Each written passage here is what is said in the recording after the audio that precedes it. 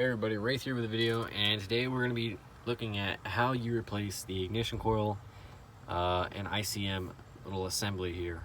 It's very straightforward. I'm going to get just right down into it quick.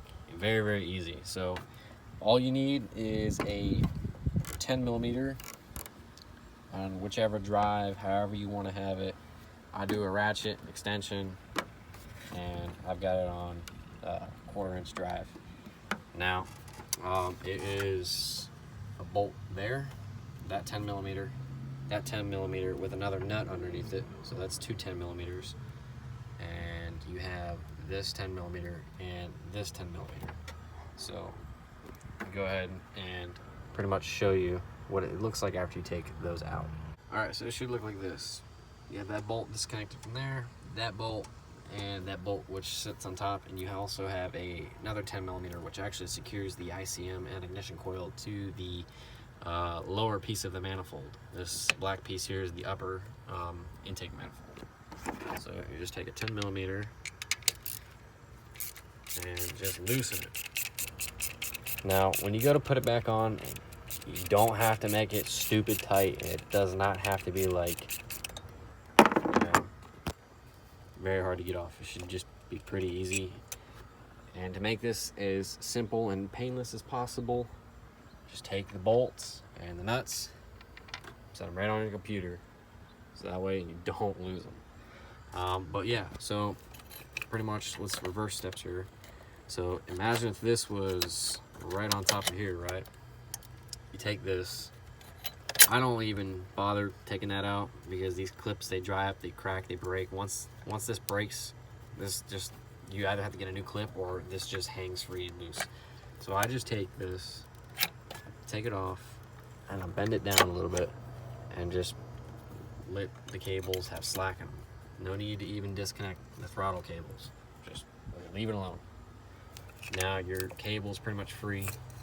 Disconnect this connector here. Don't force it, just gently ease it. Take the same thing with this connector, just easily do it. For some reason this one, these seals, they do like to, mess themselves up. Very easy. And you disconnect the coil from the spark plug wire, technically, that runs to the distributor, and bam, the ignition coil and ICM come out. Now imagine, boom, here's the new part, MSD ignition, whatever, XL, whatever you want to have it. Take it, put it right back on, and it's pretty much first steps. Go connect connectors, connect this. I usually put the connectors in first just so it doesn't move around too much. Then you take your spark plug wire, pop it right back onto your ignition coil. Usually it doesn't hurt to look at these spark plug wires here that run from the very back of the distributor. If you take it off that way, just try to rub it back and forth. Don't yank on this part or that part because you'll pull off the metal piece. Just gently wiggle it back and forth from there, and it'll take the whole cable out.